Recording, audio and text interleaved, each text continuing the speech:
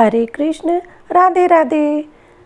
Friends, आज है कार्तिक मास का वीरवार, तो जिसे बृहस्पतिवार भी कहते हैं। जो कि वीरवार और ये जो बृहस्पतिवार है, ये विष्णु भगवान को समर्पित होता है। तो आज हम इसमें सुनेंगे कार्तिक मास में सुनी जाने वाली विष्णु भगवान जी की कथा।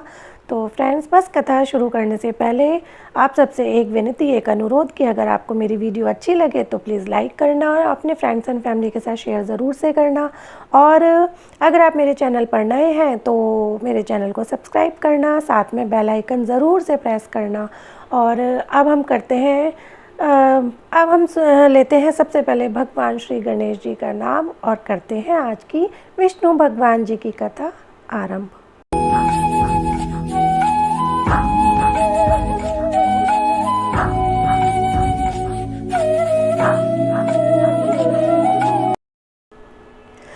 एक नगर में एक सेठ और एक सेठानी रहते थे और सेठानी रोज़ विष्णु भगवान की पूजा करती थी।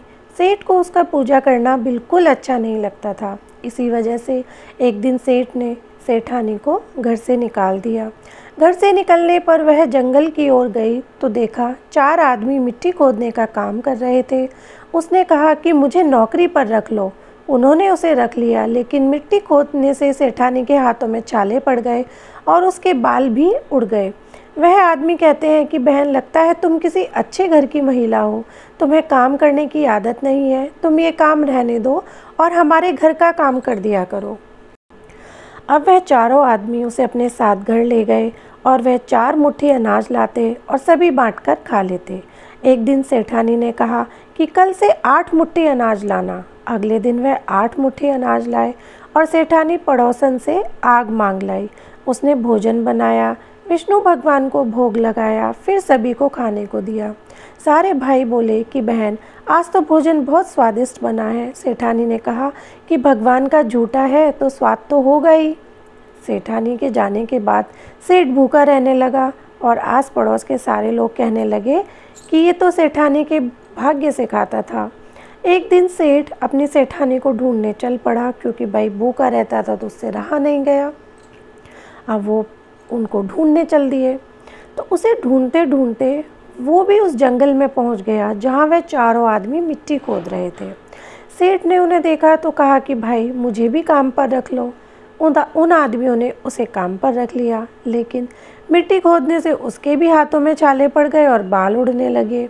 उसकी यह हालत देख चारों बोले कि तुम्हें काम की आदत नहीं है शायद, तो तुम हमारे साथ चलो और हमारे घर में रह लो।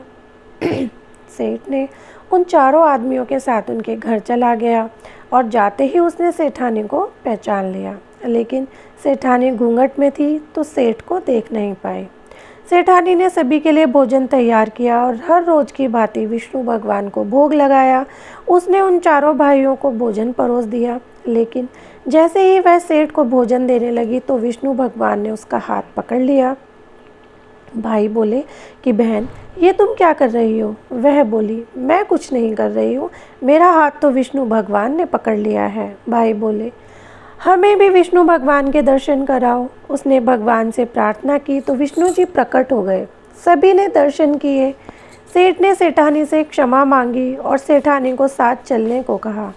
भाइयों ने अपनी बहन को बहुत सा धन देकर विदा किया।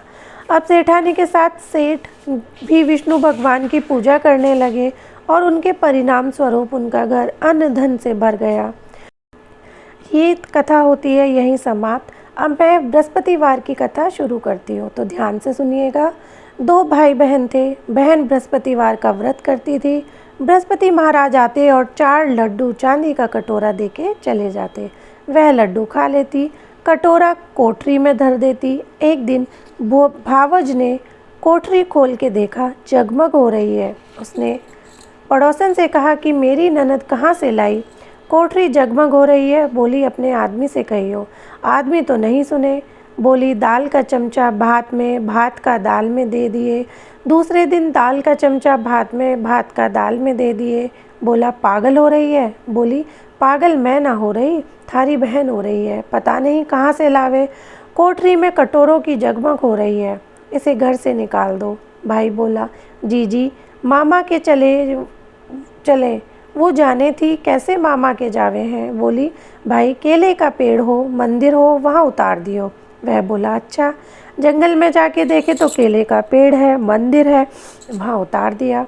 बृहस्पति का दिन था, केले की पूजा करी, कहानी कही। बृहस्पति महाराज आए, 4 लड्डू, एक चांदी का कटोरा देके जाने लगे।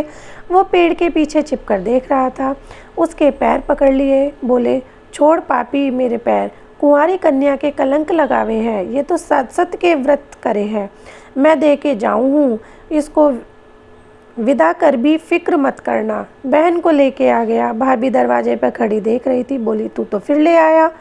बोला, मेरी बहन से कुछ मत कहना, मेरी बहन तो बृहस्पति के व्रत करे है, वो ही दे के जाते हैं। बोली, देखूंगी इसके बृहस्पति महाराज। सारी नगरी में बोल आई, सब अपने अपने बच्चों को लेके आ जाना। मेरी ननद बृहस्पति के व्रत रखती है, सबको 4-4 लड्डू और चांदी का कटोरा मिलेगा।